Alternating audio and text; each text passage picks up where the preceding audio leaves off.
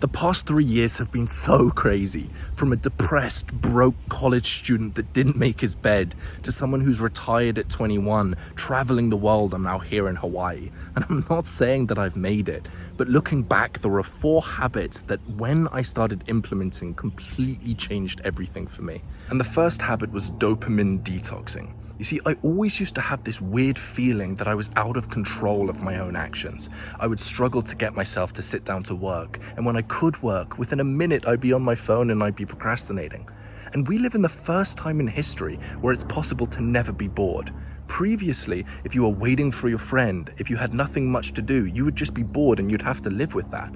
But nowadays you can go on your phone, even in 20-second increments, when normally you would just sit there with your own thoughts. You can pull your phone out and within a second you can be stimulated.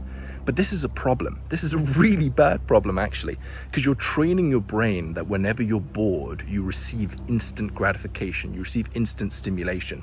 And this is a problem because if you want to live an exciting life, that comes from doing the boring work. And if you want to learn skills and you want to do great work and you want to improve yourself, all of these things are necessary for success, but they all have to come from the ability to sit down and focus. The solution that I found to this problem was dopamine detoxing. I made a full video series about this, and in that series I said every single Sunday you should remove all insanely pleasurable activities from your life.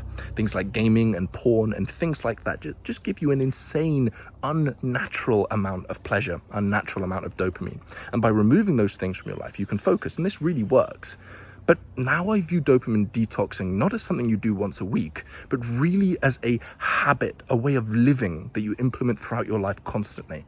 Because throughout your day, you'll notice multiple opportunities where you'll find yourself starting to want to get distracted. You'll have this weird urge to open up Instagram, or to open up Reddit, to open up YouTube. And it's in those 30-second pockets that you have an opportunity to train your focus. And if you consistently train that focus, now you're going to be able to do the hard things. Now you're going to be able to do the boring work. And that is a huge necessary skill for building success in your life. The second one is Stoicism. When you're born, you're not given an instruction manual on how to operate your mind. Stoicism for me was that operating system that allows you to strengthen your mind and find a good way to live. Instead of me rambling on about it for a few minutes, I'm actually going to read you my 8 favorite Stoic quotes. So, you were born to feel nice? You've had more than enough of that, but not of working.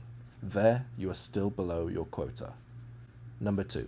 Think of the life you've lived until now as over, and as a dead man, see what's left as a bonus. Number 3. Men are not disturbed by things, but by the view which they take of things. Number 4. If a man knows not which port he sails, no wind is favourable. Number 5.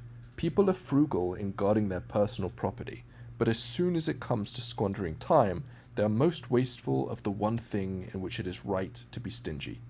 Number 6. It is not that we have a short time to live, but that we waste a lot of it. Number 7.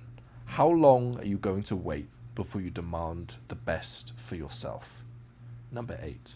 The happiness of your life depends on the quality of your thoughts. Now, number 3 is growth journaling. This completely changed everything for me, really unlocked a new level of productivity. And when most people view journaling, they imagine you sitting down and writing Dear Diary and just rambling out your thoughts. It's quite a feminine thing to do. In my experience, growth journaling is hugely beneficial. And what it is it's sitting down and it's writing some of your thoughts, specifically tailored towards solving problems that you have. So if you're living your life and you're just wandering around kind of aimlessly, it's really difficult to make progress. Growth journaling is centered towards figuring out what you want and then identifying what are the bottlenecks that are stopping you from getting what you want, and then spending time writing about those bottlenecks. And what you'll find is, more often than not, when you previously thought that you didn't know the answer and you're looking and you're searching for the answer in other places, in books and YouTube videos, more often than not you know the answer, but you just need to uncover it. And you uncover it by growth journaling. So I write in my growth journal every single day, and I've done that for years now, and it's been insanely beneficial for me. You see, thought is actually not as powerful as we want it to be. It's easy to get caught in thought loops and think the same thing over and over again and make no progress. And it's easy to let yourself get away with thoughts that aren't actually based in reality. Delusions that you have that you've been carrying around your whole life can really damage you. Growth journaling, when you write down some of those thoughts, allow you to identify the delusions that you have and you can weed them out. And also, once you've written something down, you're not going to keep writing that same sentence down again and again and again like you sometimes do with your thoughts in your mind. It forces you to make progress in your thoughts, and that can unlock huge amount of progress in your life. And the fourth habit is speed learning. You see, the other three habits that I've just outlined are all multipliers. If you're making progress towards your goals, they'll multiply the speed at which you can reach your goals. But if you're making no progress towards your goals, you're going 0 miles an hour, even if you multiply that by 10, you're still going 0 miles an hour. So you need to use speed learning to identify the causes that lead to the effect that you desire. Because all the goal is it's an effect in the future that you want. And because the world operates on cause and effect, if there's an effect in the future that you want, there's a specific set of causes that need to be created in the world to get that desired effect to come about. And that's how you use speed learning. You see, say you live 80 years on life. The average difficult problem, a real problem, say it takes 10 years to solve. That means that in your lifetime, you can only solve 8 really difficult problems. That's where you go and learn from other people that have been there and done that.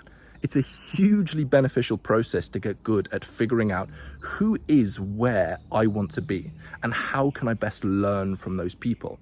That's how you speed learn. It's not by trying to read a book really quickly. It's by spending more time trying to figure out which books are the books that can completely change everything for you. And if you combine these 4 things together, your life will completely change. I guarantee it.